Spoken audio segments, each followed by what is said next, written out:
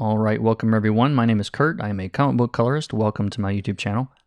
A few weeks ago, an artist named Marcus Toe posted this massive 90s X-Men group on Twitter, and I'm a big fan of the X-Men from those days, so over the last 5 weeks, I've been coloring this live on YouTube, and if you missed it, you should subscribe and click the stupid bell thing. And I'm not going to narrate this entire thing, but I thought I'd talk about my approach a little bit and answer some of the questions you guys might have about it. And if you have others, feel free to leave a comment below. So this was colored in Clip Studio Paint Pro. I used a rendering technique that I talked about in a video not too long ago. I will link it in the description, kind of a lasso-y cut and grad sort of style. And this is running at 10 times the normal speed. That's about as fast as I could get it to go and still sort of be able to follow what's going on. And it took about 15 hours of stream time. Now, I think if I wasn't streaming, it probably would have been more like 8 or 10 hours. But, you know, I answer a lot of questions during streams and talk a lot about what I'm doing. It slows me down some. But this was just for fun anyway, believe it or not. So that's about the time I think it would have taken. But I had 15 hours of video to edit down for this, and that's why this video is still 50 minutes long where I'm editing it at this point anyway. The brush I was using is just a regular soft round airbrush. Pressure sensitivity was on. It's just the default soft brush that Clip Studio includes. And I'll break down the layers in just a little bit and tell you guys about that. But this piece I knew was going to be a challenge because, you know, obviously there's so many characters. There's 44 X-Men, and I have time-stamped all of the characters individually in the description. So if you don't want to watch this 50-minute video, but you want to see like Colossus get colored, you can go down there and check the description and just click that, and it'll take you right to that point in the video. But when you have so many people, there's really no single focus or no single emphasis on the, you know, like you would on a lot of covers or like a regular comic book page. Basically, it's all meant to be absorbed a little at a time. You know, your eye is kind of floating from character to character, and so there's no big single focus. And that was one of the questions I got a lot on the stream was like, how did I approach, you know, the contrast because of that, because there isn't a single focus like that.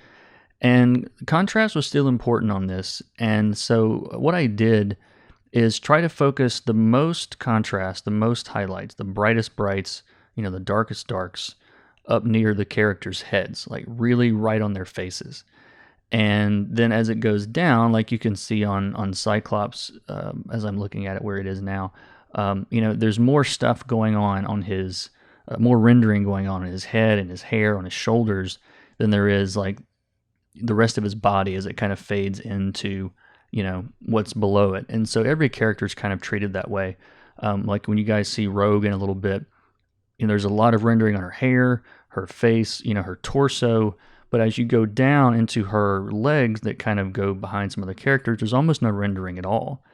And that was intentional, because if I rendered, you know, every part of every character with the exact same level of detail, there would be nowhere for the reader's eye to go. You know, as it bounces between, you know, the characters, it might be distracted by other things in between. And there's enough stuff on this drawing that I wouldn't want to introduce more detail or introduce more things that might, you know, be distracting. So I really tried to focus a lot of attention on the heads and the faces, hands, really anything that, you know, I want the, you know, you guys as viewers to notice, and spend less time on those areas that are less important.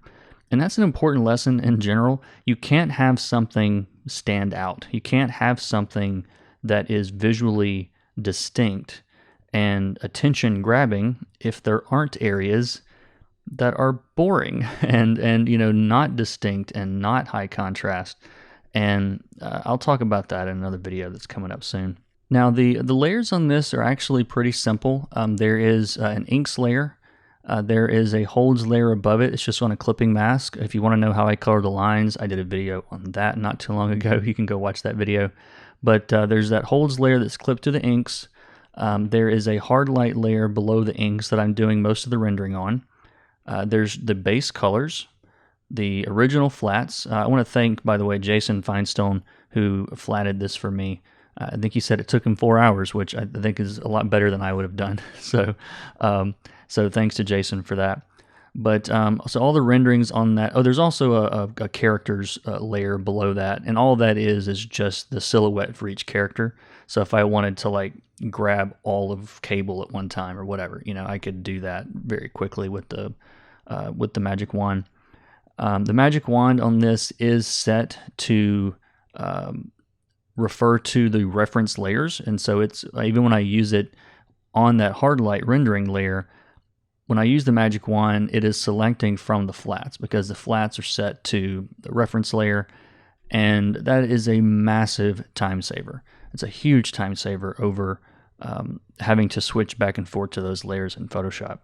And if you're wondering why I'm using hard light mode, I'm gonna plug another video I did recently. There's a big video on why I like it, why I use it for almost everything these days. Highlights, shadows, special effects, color correction, you name it, it's probably a hard light layer. It's very flexible, and like I said, go watch that video on that if you want to know more about my approach to using that mode.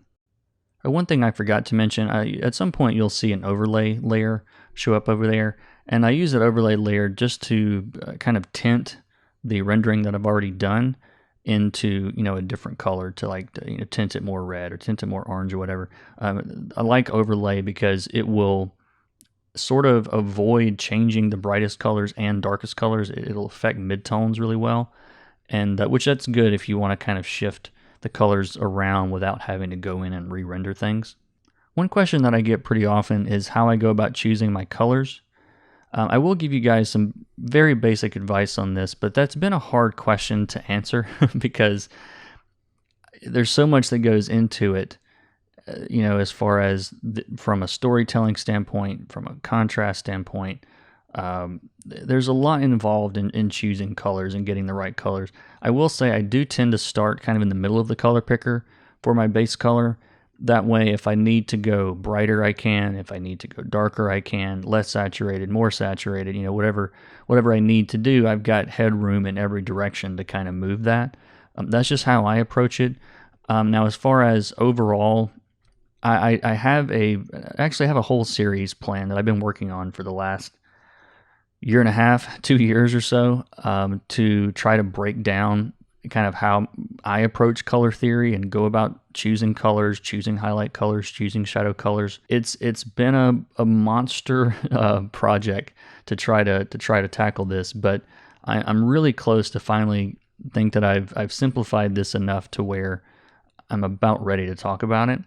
And it'll be coming up in a video soon. So again, if I gotta plug one more time to subscribe if you want to see that, because it'll be coming hopefully within the next couple of weeks. It's getting close anyway. So anyway, I'm gonna put some music on, let you guys watch the rest of this. Again, if you want to jump around to specific characters, just go to the description. I'll have links. Timestamps, they call it, is to all the characters in the description, so you can jump around if you want to do that. And as always, thank you guys for watching, and I'll see you in the next one. Take care.